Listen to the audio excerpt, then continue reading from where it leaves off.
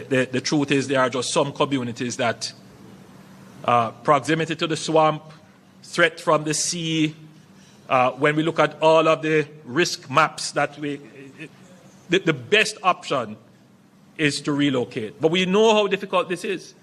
And so we will handle this in a very sensitive way. We will ensure in a very transparent way as well.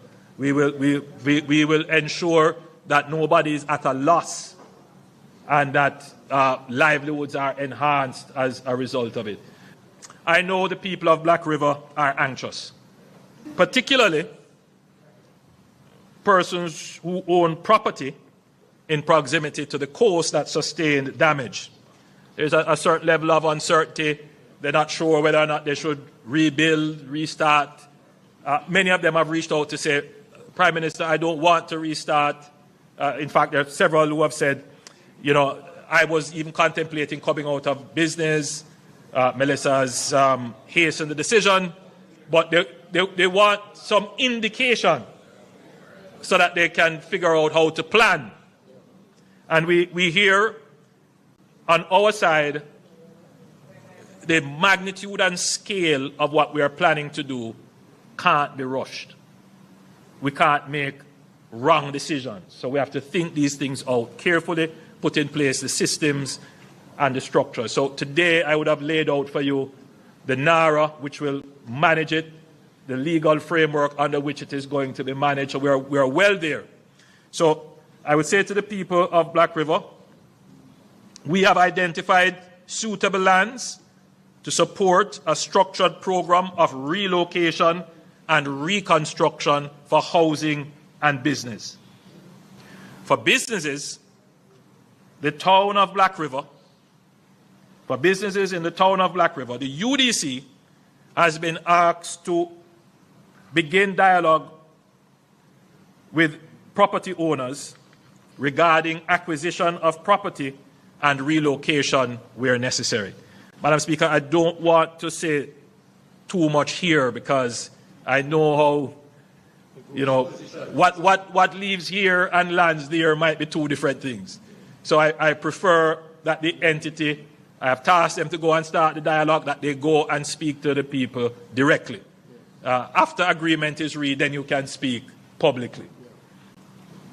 Early next month, various agencies of the government will begin the consultations and sensitization with specific communities in Black River and along that corridor regarding relocation of their communities.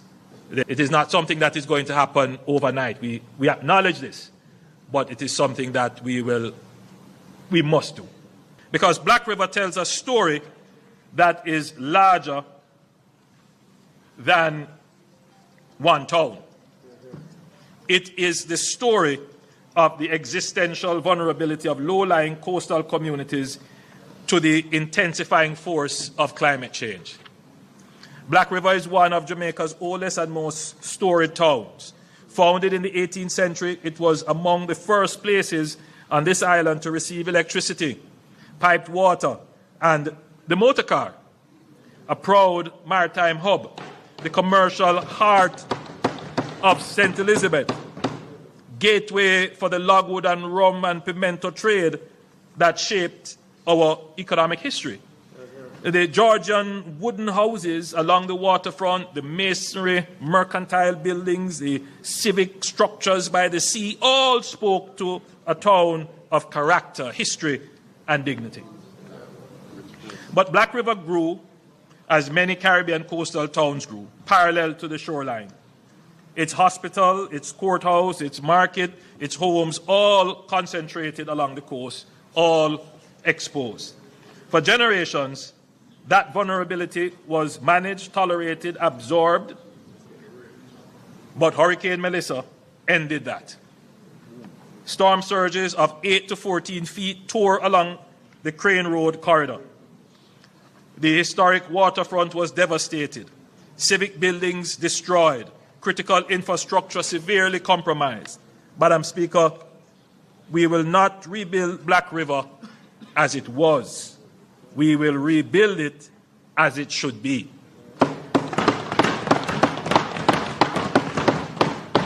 and in so doing create something this town has never possessed in its 300 years of history: a real planned, consolidated urban core. The Urban Development Corporation, working with our development partners, is advancing a climate-resilient redevelopment plan that separates what belongs inland from what belongs on the coast. The heart of the plan is the new urban center, to be developed inland, safely above storm surge and projected sea level rise. And you can see a representation of where that urban center is going to be and what it, well, that's the waterfront, but what it could look like. So this is where Black River's essential public functions, its hospital, courthouses, municipal offices, police station, tax office, schools, market, and transport hub will be consolidated into a planned, workable, flood-safe precinct for the first time. It will have a proper town square, a civic park. The buildings will be designed to withstand Category 5 wind loads. Built on elevated platforms above projected sea level rise scenarios with utility corridors, drainage infrastructure, and emergency redundancy. The historic waterfront will be protected by a layer of coastal defense systems, submerged offshore breakwaters to dissipate wave energy before it reaches shore, a concrete seawall integrated with a continuous public boardwalk, and engineered revetments along the most vulnerable stretches of coastline. The waterfront will become what it always had the potential to be: a vibrant public amenity, an entertainment and tourism corridor, a place where boutique hotels and restaurants and cultural experiences make this stretch of Jamaica South Coast a genuine destination. So,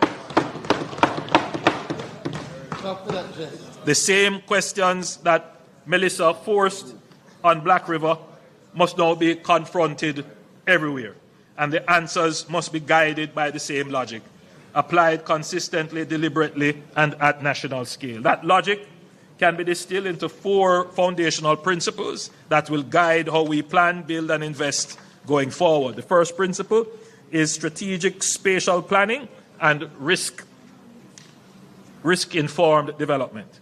What happened in Black River happened because for decades, development decisions were made without regard to hazard mapping, flood risk, or climate projections. That must now change.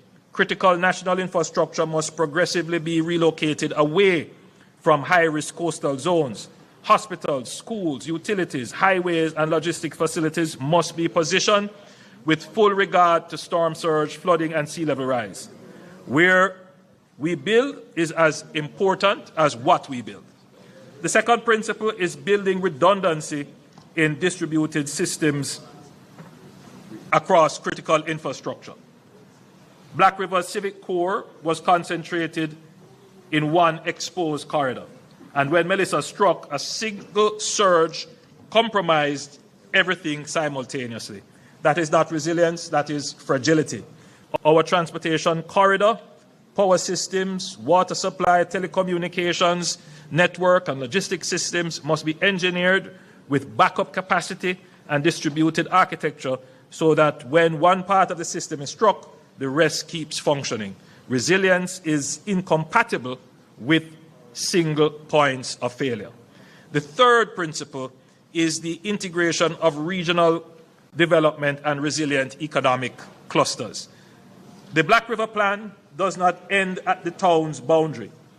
It connects to housing developments, agricultural corridors, tourism infrastructure, and the regional road network across the South Coast. That is intentional. Resilience cannot be built by project. It has to be built by a network. Connectivity, roads, hospitals, schools, housing, energy systems, and government services must be planned together to create a self-sustaining regional ecosystem. The fourth principle is economic diversification and production resilience. A resilient nation is not only physically strong, it is economically adaptable. Black River's rebuilt waterfront will anchor not just tourism, but wellness, marine recreation, heritage experience, and culinary offerings rooted in St. Elizabeth's agricultural identity. That diversification away from dependence on a single sector, any single market, any single source of economic activity is the model for Jamaica as a whole. We must broaden our productive base. Madam Speaker, the redevelopment of Black River will embody all four principles. It will be proof of concept that Jamaica has learned lessons and that we are determined to apply them not just to the historic town of the South Coast, that is the Black River, but to every parish, every corridor, and every community of this island that faces the same challenge as we seek to build forward stronger.